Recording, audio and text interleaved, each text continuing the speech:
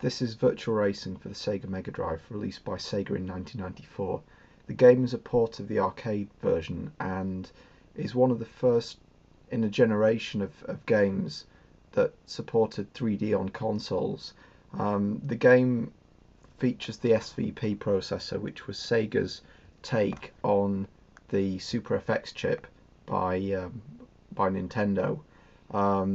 That console had about 5 or 6 games, but Sega only released one game, which was Virtua Racing, before developing the 32X as a plug-in to allow more games like this.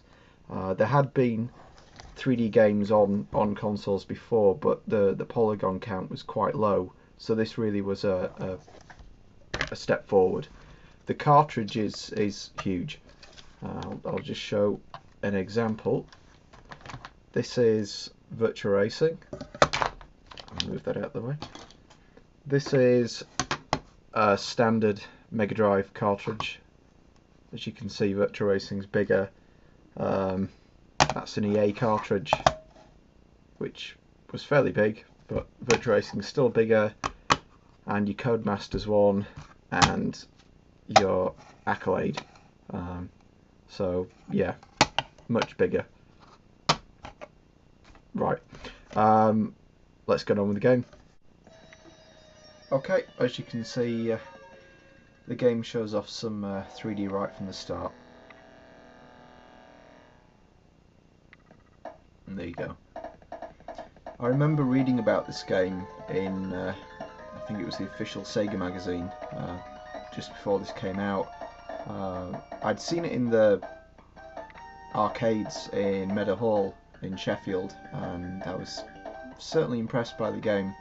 I hadn't seen anything like this at the time, and the first time I saw this for sale was in Future Zone in Meadow Hall in Sheffield, and it was about £70, and in dollars that's about 105, 110. So this game certainly was expensive. I was about 12 years old at the time, so I certainly couldn't afford a game like that, so I rented it for a couple of days from one of our local rental shops. The game's not exactly long, so once you get first on all 3 tracks, then you get each track mirrored, and that's about it really. So it's really an arcade game.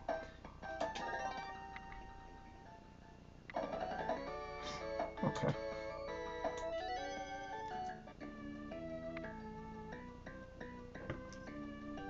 Let's try the medium one. This is my favourite track out of the 3.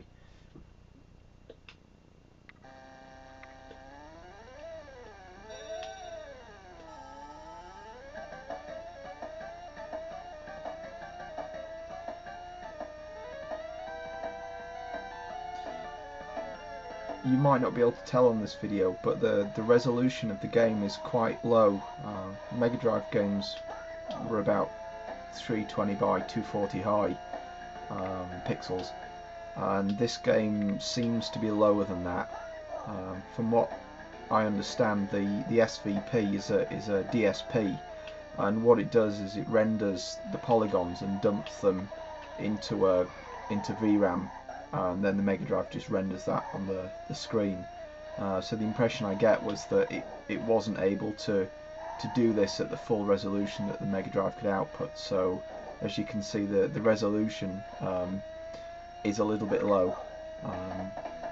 One justification that I had for buying an HD TV was that in a racing game you really want the region of the screen right in the centre to have as many pixels as possible so you can see the cars coming up.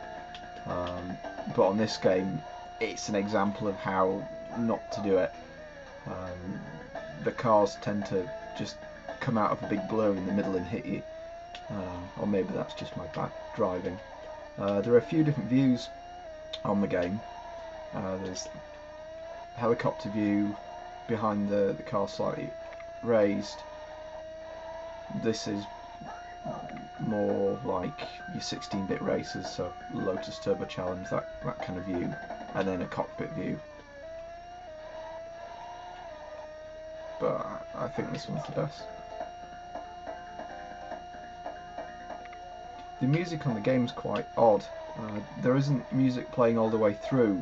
It just occurs when you hit checkpoints, which is quite novel. The frame rate's not bad. I think it's higher than a lot of the Super Effects games on the SNES. They tended to play a lot lower, or a lot slower. But this game really does have a sense of speed, and I prefer this to the 32X and the Saturn versions.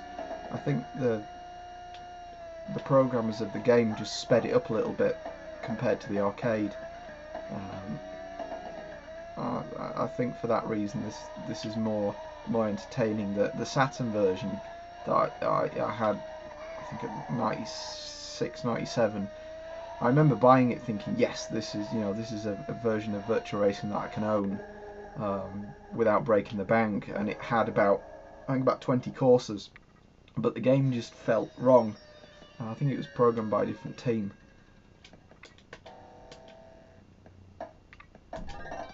Right, let's try another track. There was a version on the PS2 that came out a few years back, and that's more like the arcade version. I haven't played it very much, but it seems to be pretty much arcade perfect. But I think the Megadrive version has a certain charm to it.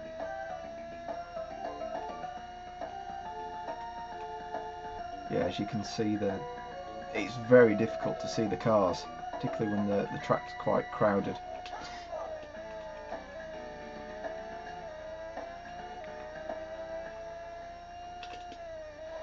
I think that sign said Sonic.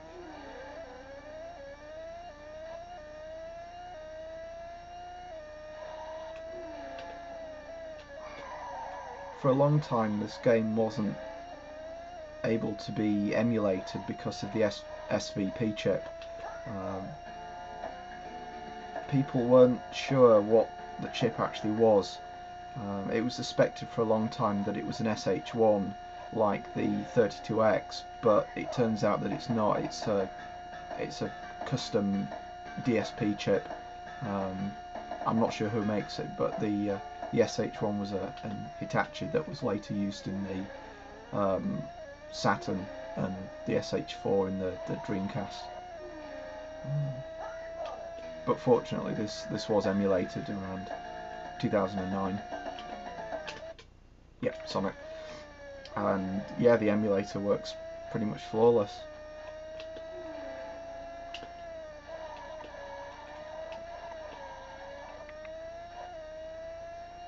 I do wonder if it's possible to mess with the clock frequency on the emulator to see if you can get some more frames per second out of this.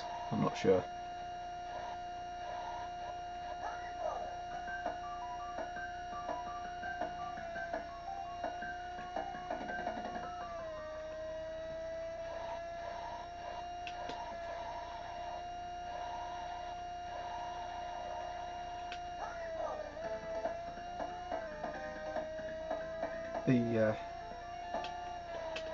The track's quite wobbly.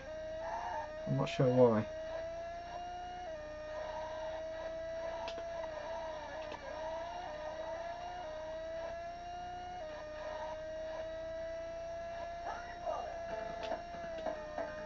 There's a two-player mode on this game as well, and that's quite good as well. The frame rate stays up and the graphics look almost as good as the single player. What else can I tell you about this game? Not very much really. I think that's about it.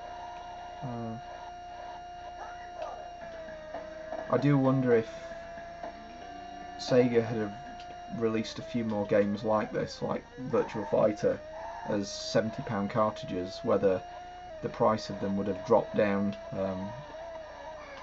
to something like the price of the SNES cartridges with the custom chips, and whether that would have been more successful than the 32X, which didn't sell very well. It was seen pretty much as a stopgap before the Saturn came out.